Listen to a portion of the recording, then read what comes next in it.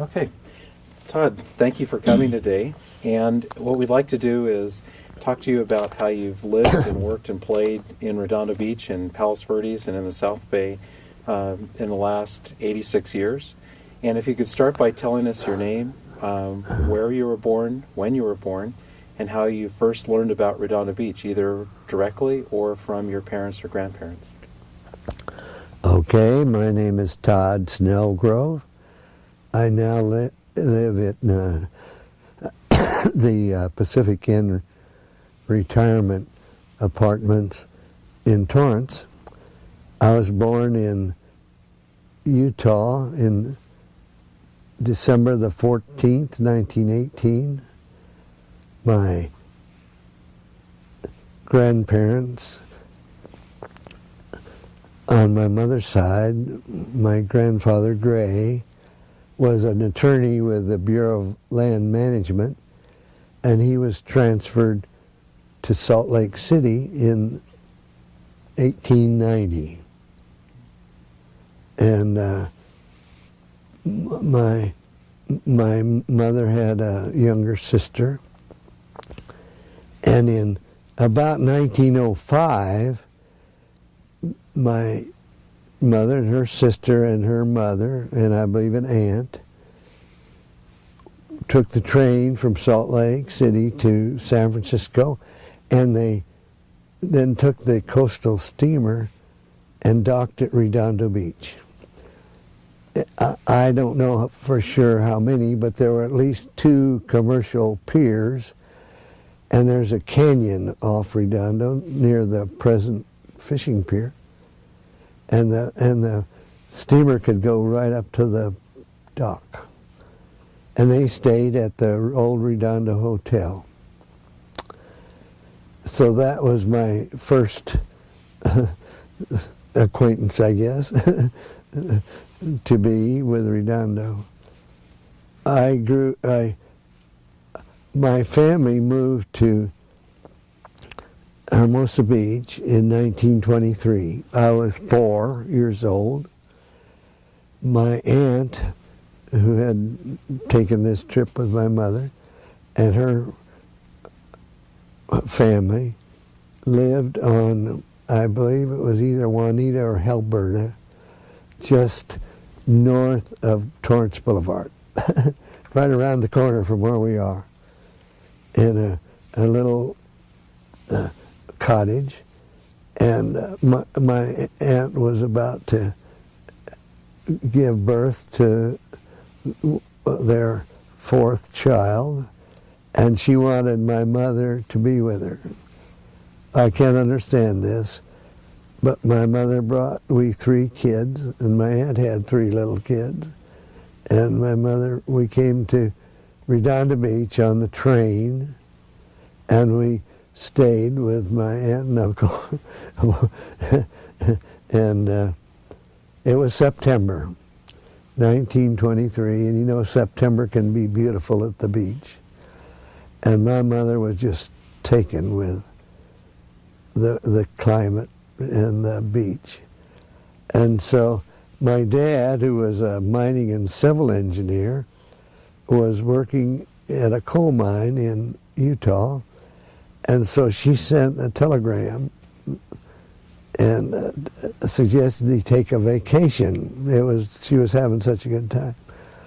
So he got a vacation and came on the train from Salt Lake City to Redondo Beach. And so just about when his 2-week vacation was up, he sent a telegram and he resigned his job. 3 little kids. And he sent a telegram to, I'm not sure, some close friends, and they packed up and stored the furniture. And the only time we went back was on a visit. And my folks rented a house in Hermosa Beach, 2709 27th Street. It's now Gould Lane, I think. Anyway, it was sand with a boardwalk, but it was 27th Street. Anyway, my dad was walking when he was still on his vacation. He was walking west on Torrance Boulevard, going to catch the big red car and go downtown and try to find a job. And this dump truck driver stopped and asked him if he wanted to ride. Dad said, sure. And so they started talking, and my dad told him he was going downtown to get a job. And the guy said, well, what kind of work do you do? And he said, well, I'm a civil engineer. He said, well, right over here at the old Redondo Hotel, they're hiring civil engineers. They're developing the Palos Verdes project. And so my dad went over there and told me his first job classification was computer.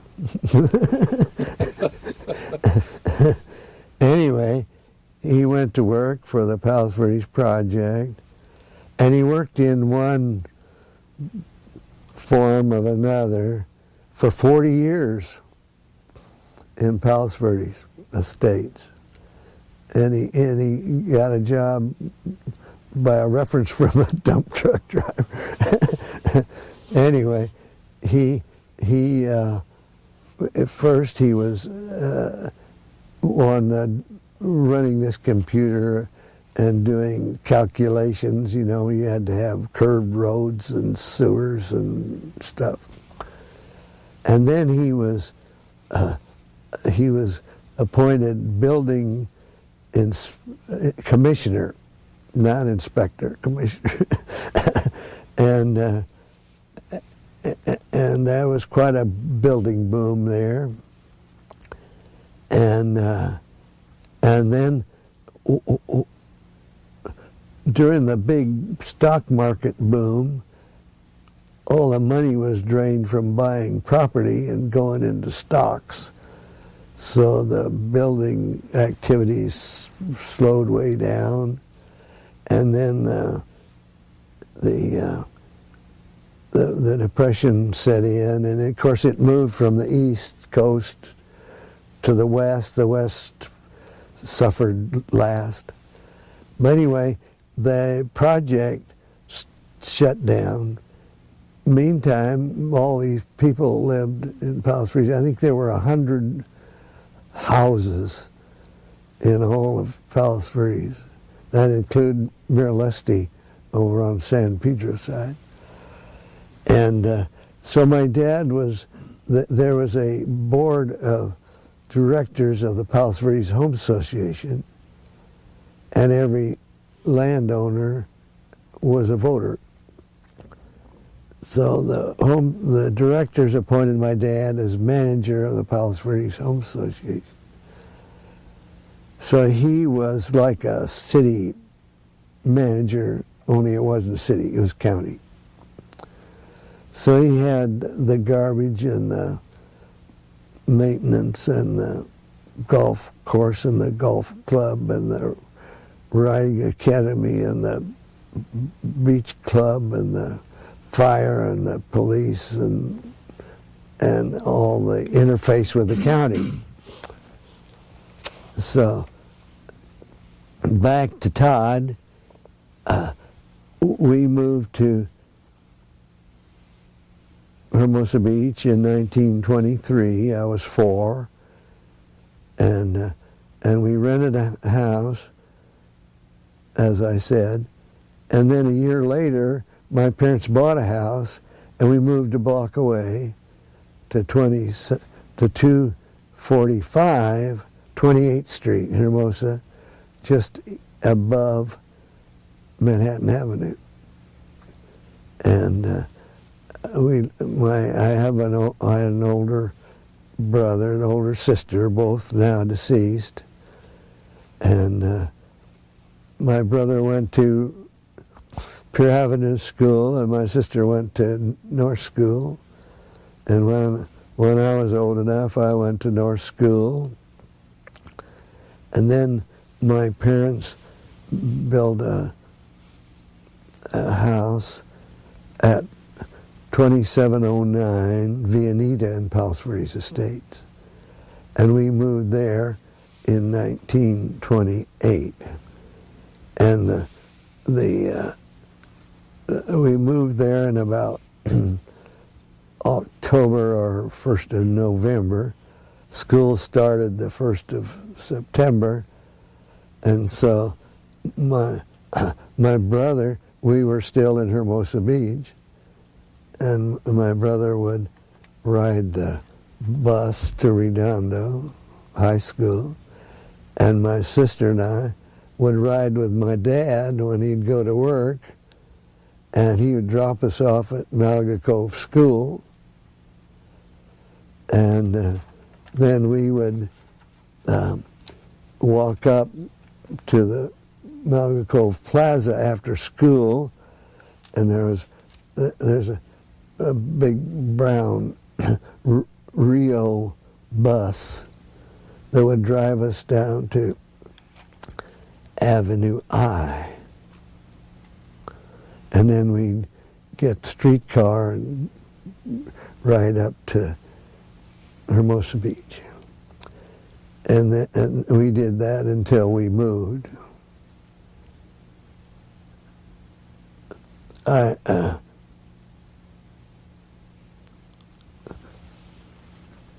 went through 5th grade through 8th grade at Malaga Cove School, but we had very limited retail outlets. We had a drugstore at Malaga Cove, and we had a market, and at first it was Leonard's. Leonard had a market in Hermosa Beach for years, and they had a outlet there in Malaga Cove. And then Arden Moore purchased, and it was called Moore's Market. And his son Bert, who was in my high school class at Redondo, took it over, and now Bert's grandchildren run Moore's Market, which is in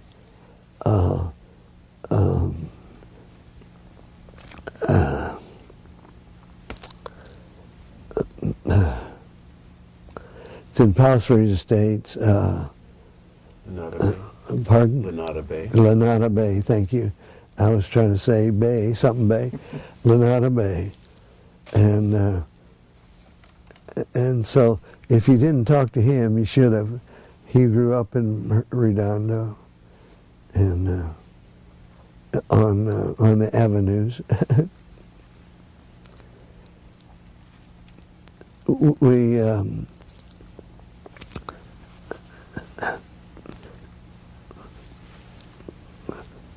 when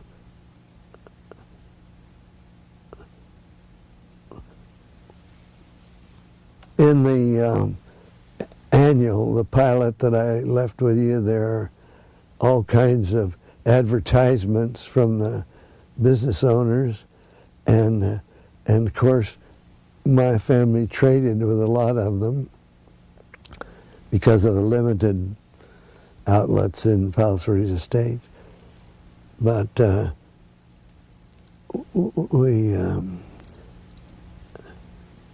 we got our haircuts and our shoe shines and our clothing and what have you. When I was old enough to drive, I got different, you know how kids do, or maybe you don't in those days. We'd get a friend who had a license and a car to let us drive a little bit, and my dad would let me drive a little bit. So finally, I told my dad I was ready to take my driver's test. So my dad called Chief Peterson. He was the chief of police of Redondo Beach, longtime chief of police, well thought of, well respected. And years later, one of his sons became chief of police of Redondo. Anyway, my dad drove me down to the police station, which was on, I believe, Diamond. Might have been Bonita. Might have been Bonita, yeah.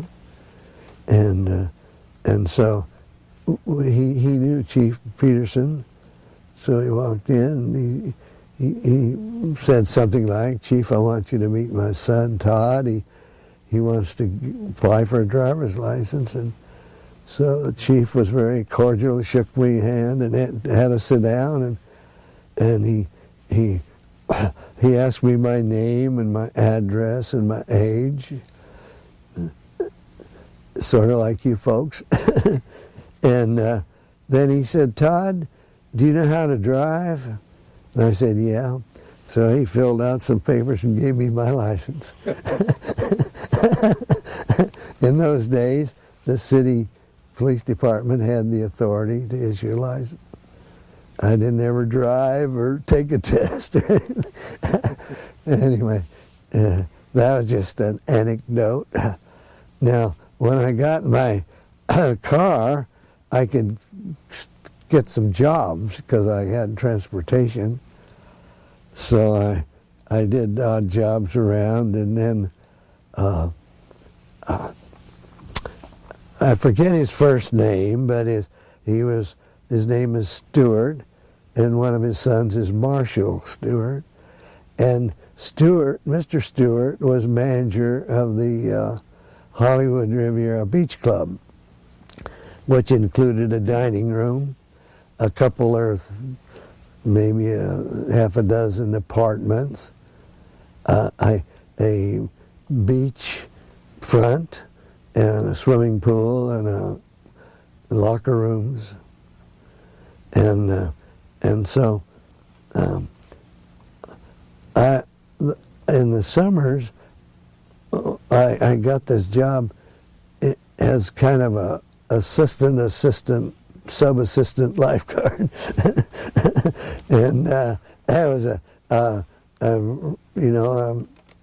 certified lifeguard on duty, but there was the beach, and there was the pool, and there was the locker room. So they needed some gopher to go from one to the other. And so it was a neat job. I think I got 25 cents an hour or something. And but anyway, one day I was out, the certified lifeguard, who was really a muscle guy. I was a little puny, skinny, tiny guy. I was out on the beach, and there was a couple that had 2 or 3 little kids, and they had their umbrella, beach umbrella, down to protect them from the sea breeze, and their kids were running around on the beach. Well, this little tiny girl, she must have been 3, maybe 2. She would run out in the water and run back, and you know how kids do, and they was having a great time. Well, she ran out in the water, and a big wave came and knocked her down and started to wash her out. You know, it wasn't a riptide or anything. It was just a little tiny girl. So I ran over and picked her up and walked her out of the water, and she was crying, and here came the dad running down there, and he accused me of being a sex molester.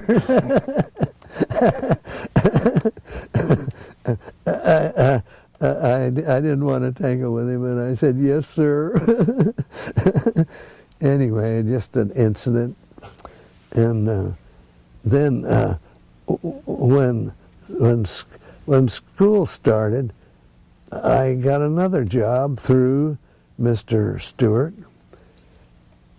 The Hollywood Development Company was operated by a man named Clifford Reed, who developed Hollywood Riviera in those early days, and his grandson is Marshall Stewart. Anyway, they had an office off of PV, what is that called? Palos Verdes. It runs from Redondo to Palos Verdes. What is that called? Palos Verdes Boulevard, I think. Anyway, there was an office, a permanent office, kind of a Spanish-style one-story building, nicely landscaped, looked real nice. Then off to one side was a temporary building that was like a camp you might find out in the mountains. It was mounted on concrete piers, and it was all wood and screen, and then inside they had canvas that would roll down to keep the wind out or the rain or whatever. And there were two compartments. One was a dining hall with benches and chairs, and another was called a lecture hall, and they had folding chairs and a little platform. And so the technique, the sales technique to sell vacant lots in Hollywood Riviera, they had stationed around Los Angeles, like at the train depot and bus stops and prominent corners, usually a woman, but she would have a little stand and an umbrella, and it'd say free tour of the beaches or something like that, and everything was commissioned. So the umbrella ladies would sign up somebody, and then the salesman had to have a car, and so he had to have the largest commission, and he would pick up these people that had signed up, and he'd drive them down Wilshire Boulevard and then out to Hollywood, out and show them around Hollywood Riviera. And then they'd come to what I call they would come to the lunchroom, and there was a lady who worked as a server in the dining room at the beach club at night, but she worked at to serve these potential clients. And so I was hired as a janitor and as a helper at this operation. So I would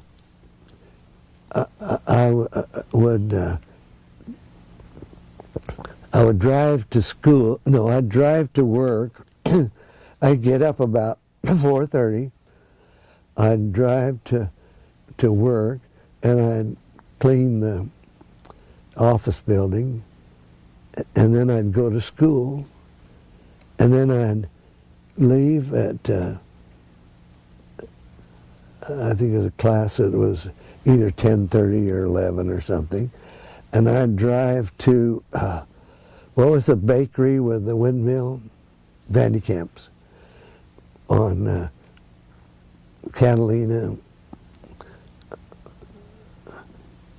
and it was a grocery store and a bakery, and I'd pick up loaves of bread and boxes of cookies, and then I'd drive to the beach club.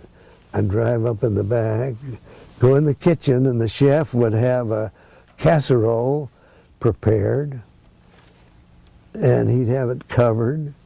I'd put the casserole in the trunk of my old car, and then he'd give me cans of tuna and heads of lettuce and jars of mayonnaise and relish and stuff.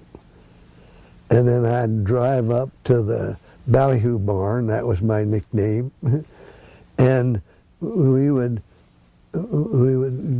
set everything out. I'd put sugar and cream and napkins and all out on the tables, and then they would buffet style. The salesman would bring their customers, clients, and they would dip up this casserole, and there would be some salad and some stuff to go with it. Well, sometimes we would have some casserole left over. Sometimes we'd get as many as 100 people, and we were geared for 40. And so we'd have to get in there and make tuna sandwiches and get out the extra cookies, and then they would leave, and I would pick up all the stuff and wash the dishes, and the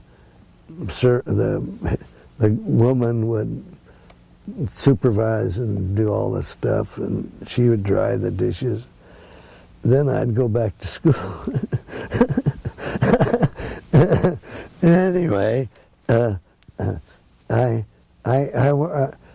earned $65 a month in 1935 and 6, and my uncle was out of a job.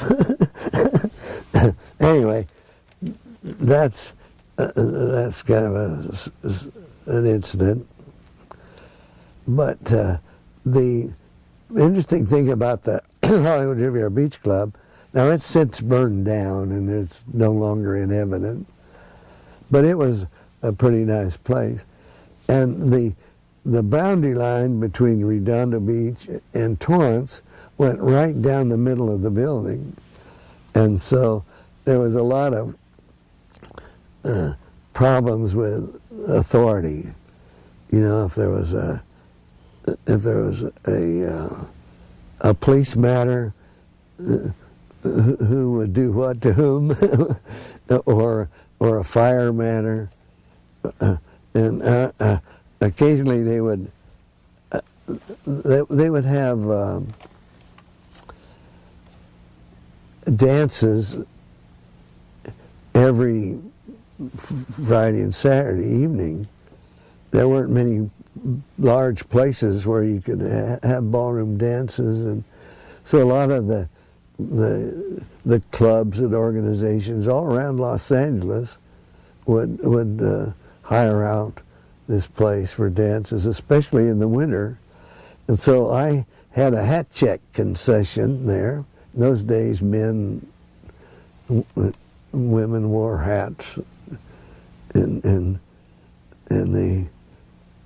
the winter. They would have top coats, and so I got to witness all this stuff, you know, because they would come and check, and then they would play, and then they would come and leave.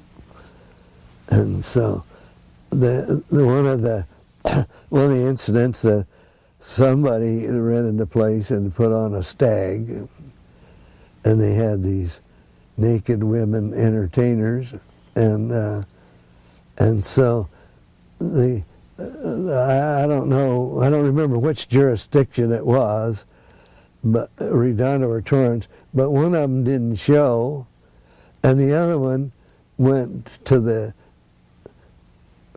other city and watched the show. So they weren't in their own city, so they didn't have any authority. I was trying to think of my.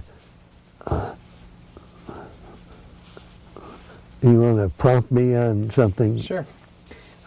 You came to Hermosa Beach in 1923, and what do you remember earliest as a child Your dad obviously got his first job walking away up Torrance Boulevard. Yeah. So what do you remember about the Pier area of Redondo Beach and the Plunge area? Did you ever go there? Well, not at that point. I was too little.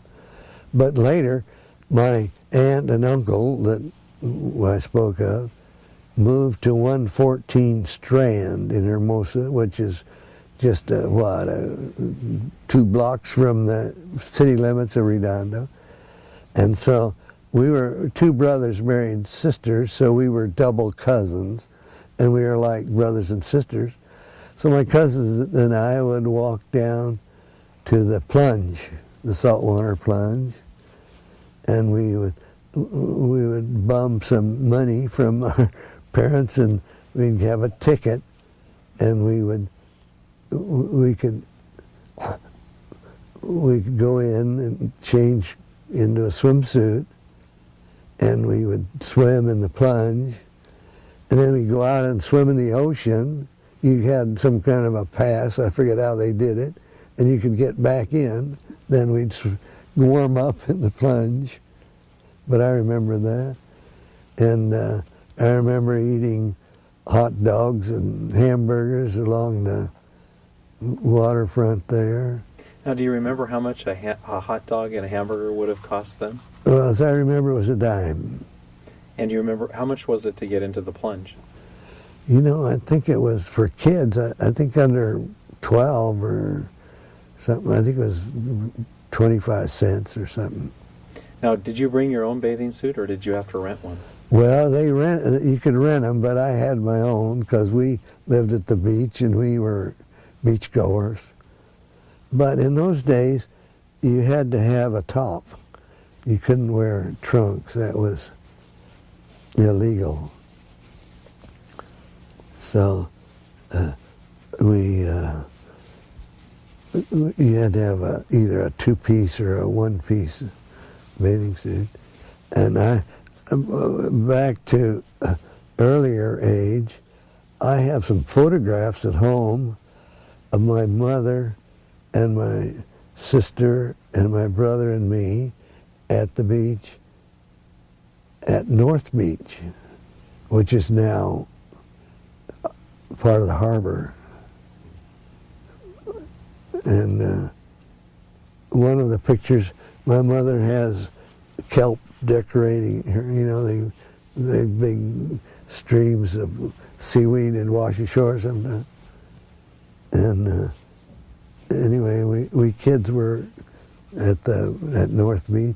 That was right adjacent to Moonstone Beach, which is a popular place to gather moonstones and little shops that would sell gemstones of one kind or another.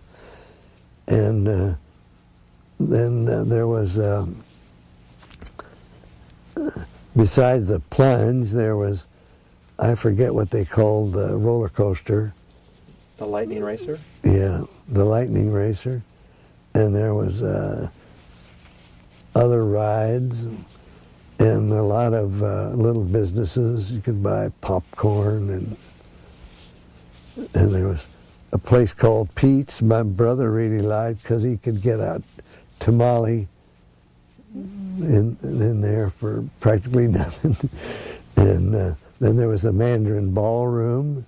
A lot of the high school kids would go there on Friday nights after the football game and dance. And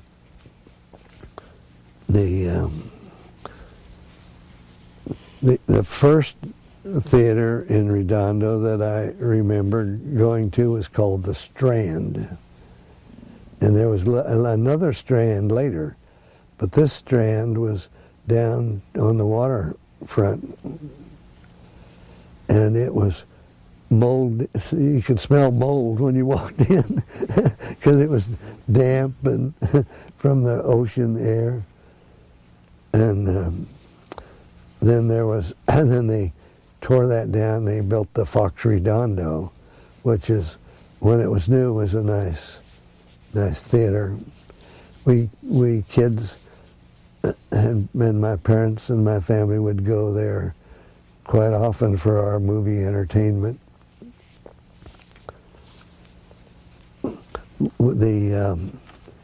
When I was in high school, when I was in my fourth year, I weighed 120, and I was 5'4".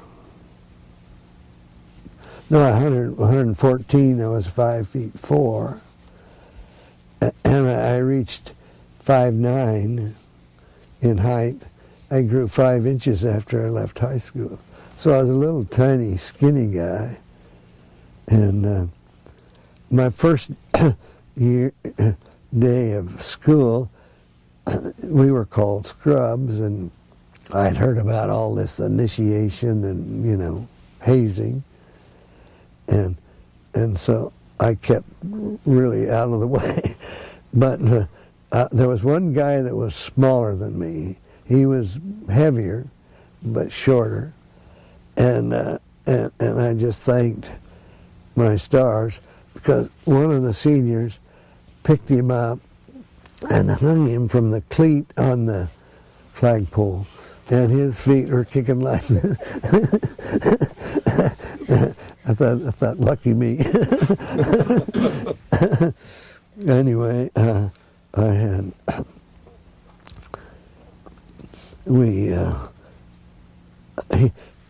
Millie Comer and his brother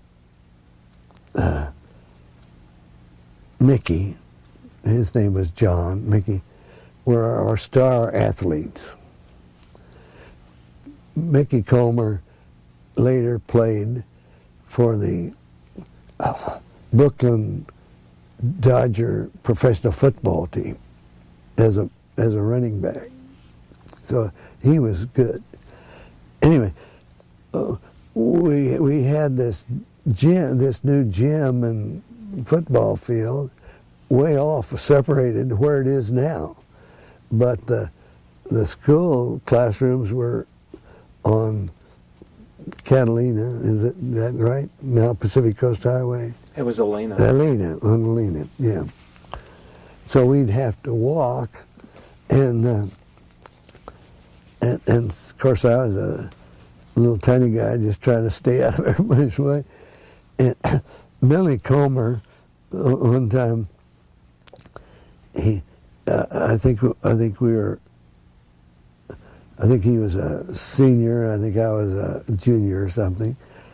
We were walking, and Millie stopped, and through the fence, he reached up in a kind of like an eave and pulled out a package of cigarettes. And he took out a cigarette and put the package back, lighted up, and we walked. And when he came to the end of the walkway and getting ready to go into the gym, there was another little eve, and he reached in his pocket, took out a pair of fingernail scissors, I guess, cut the end of the cigarette off, put the stub up there. He was going to get it on the way back. Anyway, I guess that's a lot better than pot and booze. But he was a fantastic basketball player and played football. Well, you talked about living near the border of Hermosa Beach. We've heard about the boardwalk that used to be run along the water from Hermosa Beach to Redondo Beach. Can you tell us a little bit about that? My cousin's family lived there, but we made that walk many times, and that's the North Beach had the best surf, and by the time I was upper classman in high school, we were surfing. And I remember being out there one time. Have you heard of the Medley Cox? Have they been part of your program? No. Well, Medley Cox had a plumbing business in Redondo for years, and I forget the older boy's name, but he was a long time Redondo Beach lifeguard, and then LA County lifeguard, and he was on the Baywatch. I think he must have been a lieutenant or something, but his younger brother was Stanley Medley Cox. They both were Redondo and were on the swimming team and the water polo. Anyway, Stanley was another little tiny short guy. Later, he had a very successful plumbing business, and where in Hermosa is now the cable television store, that was his shop, Medley Cox Plumbing. Anyway, Stanley and some of us guys from PV were riding the surf together there at North Beach, and we made our own surfboards, and like I say, I weighed about 80 pounds, and my surfboard was made out of 4-inch solid redwood. I had to get a helper to carry it, and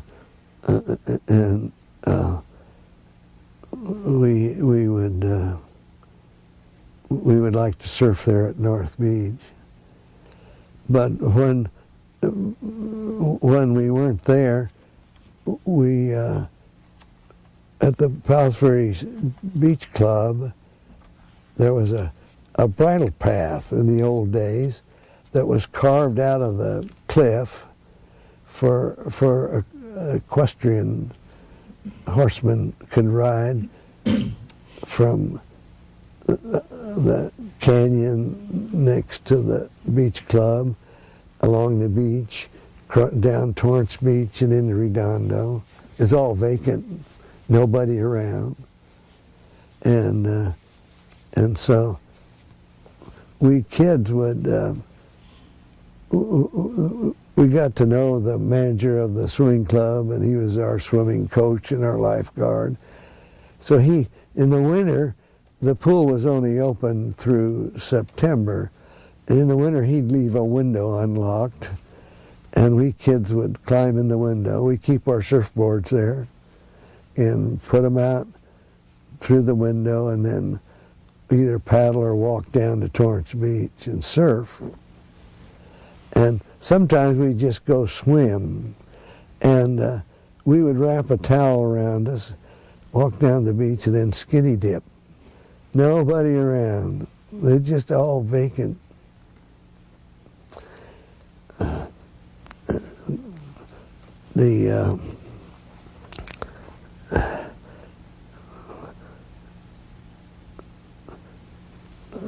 We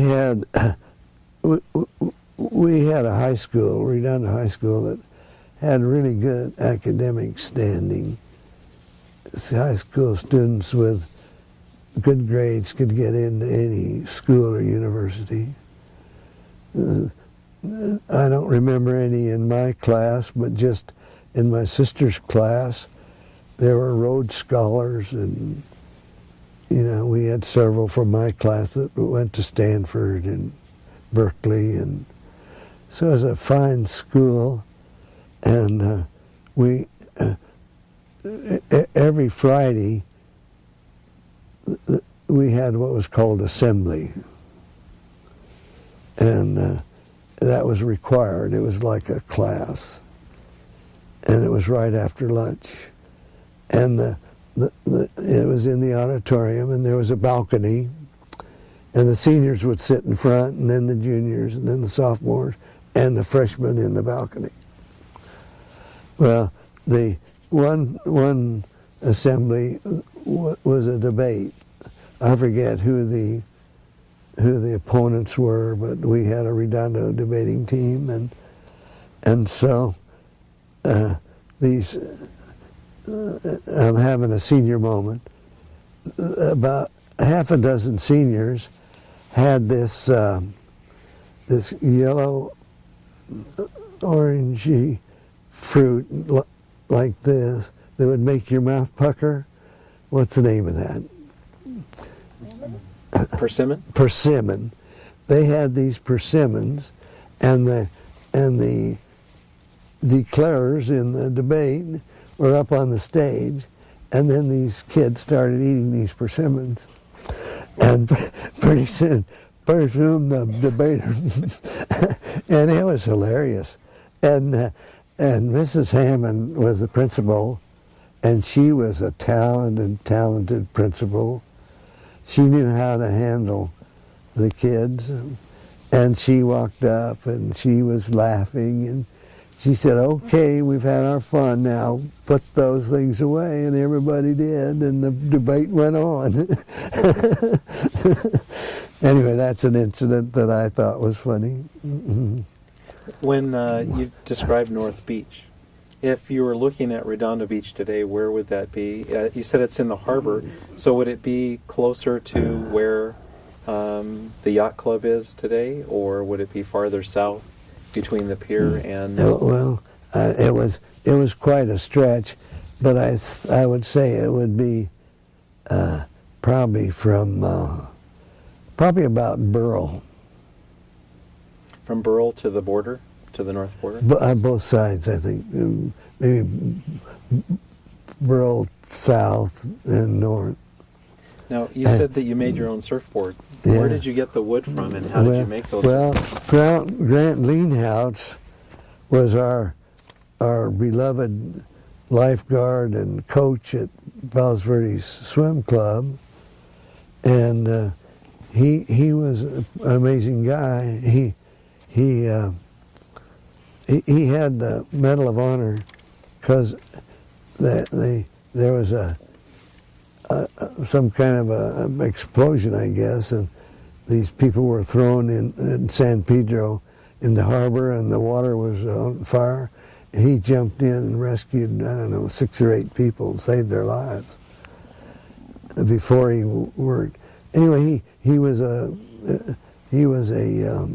longshoreman, and he was a seaman, and he was a great big guy, and I think he was working full time when he was 14, shipped out, and went all around the world.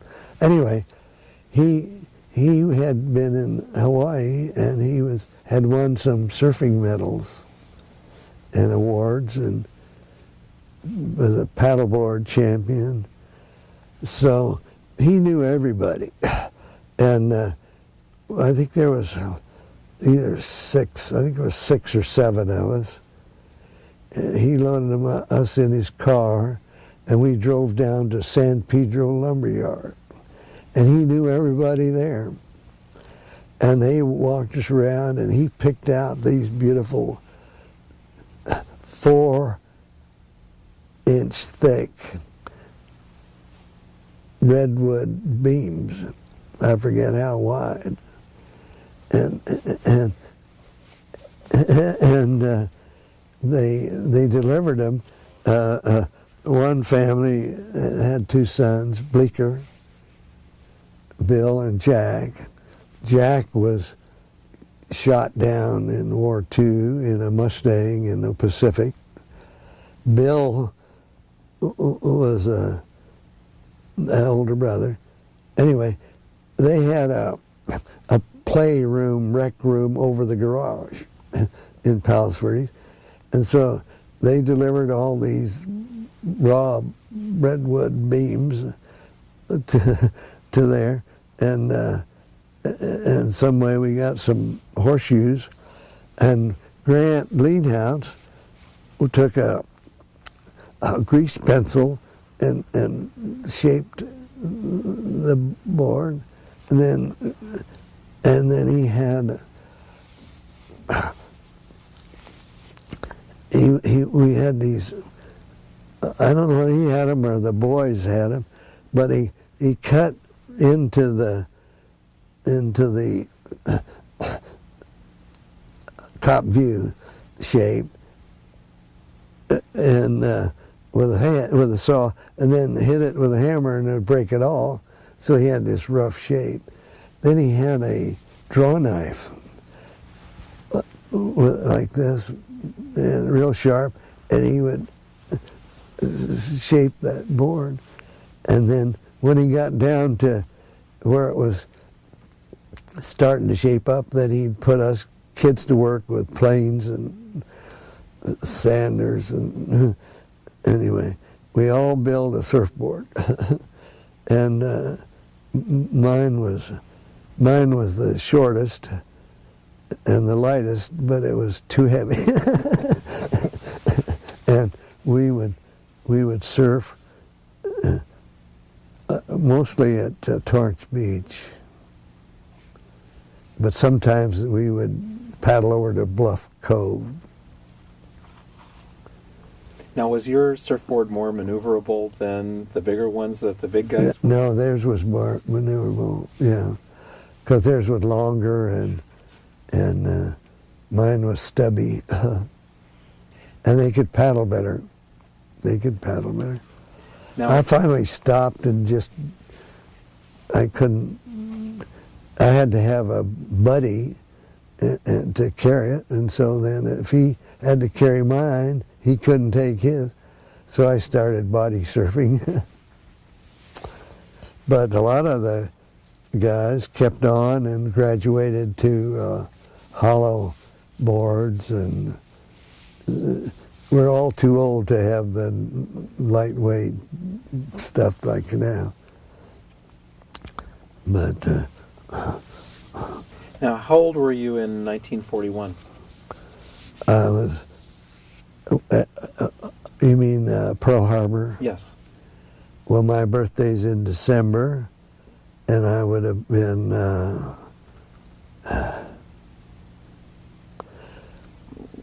23. Now, were you in the area here in Redondo Beach and Palos? I was.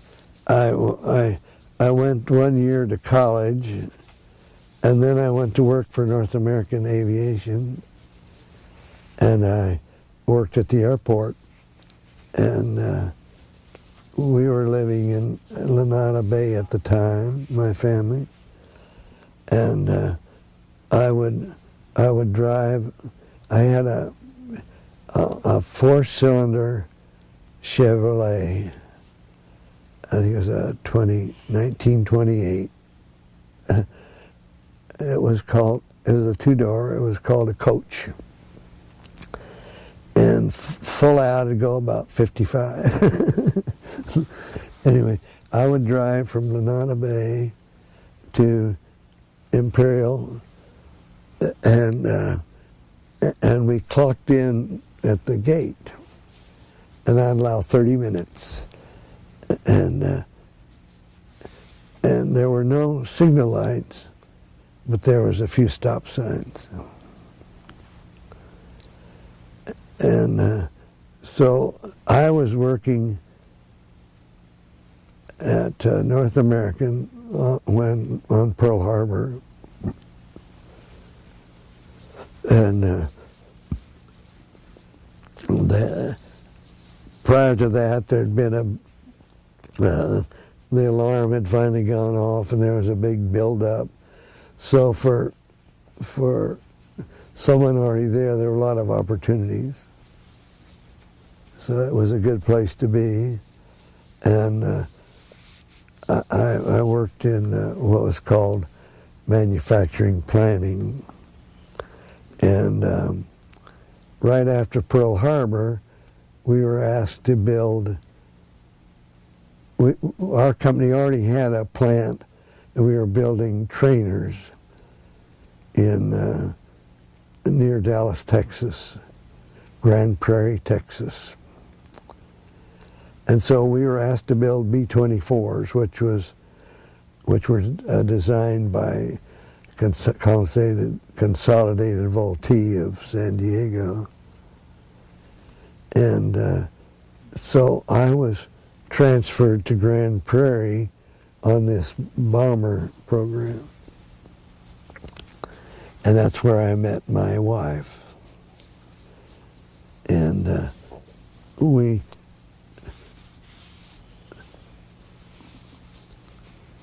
Bill Knutson was a big name in those days as a production expert. with Ford. So the government got him and Ford to agree to build B-24s, and they were supposed to build one an hour. And so they built this huge plant. I think it was called a mile long in Michigan. It's well known because they took it over and built cars there. Anyway, they were, they were tooling up like they were going to build cars, and so they weren't building any airplanes, they were tooling up. So they asked North American to step in the breach. Well, we built 980 B-24s, and they canceled our contract because Ford was building more than one an hour. Wow. But we while they were getting ready, we built 984. Now, were you in Redondo Beach on Christmas Day in 1941? I was not, but I was in Hermosa Beach at 114 Strand at my aunt and uncle's place, and it was a two-story, and we were on the second floor, and we saw all the action out at sea. Now, can you tell us what happened that day? I don't know what happened. I just know what I saw. It looked like a running gunfight, but later there were different stories. Supposed to be a submarine. Some people said they were shooting at the fishing barge. so I don't really know what happened. What did you see from the second floor of the house? We could see flashes of the firing. Now, were you seeing flashes from the shore or from the ocean? We were on the shore, and we could see flashes in the ocean. And did you see any planes come in? No planes. But on the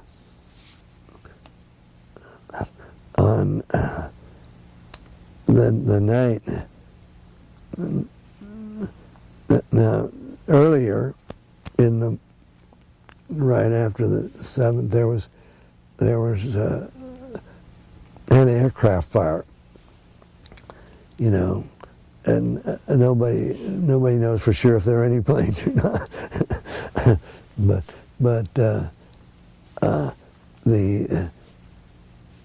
at that time I was living in Hermosa Beach, and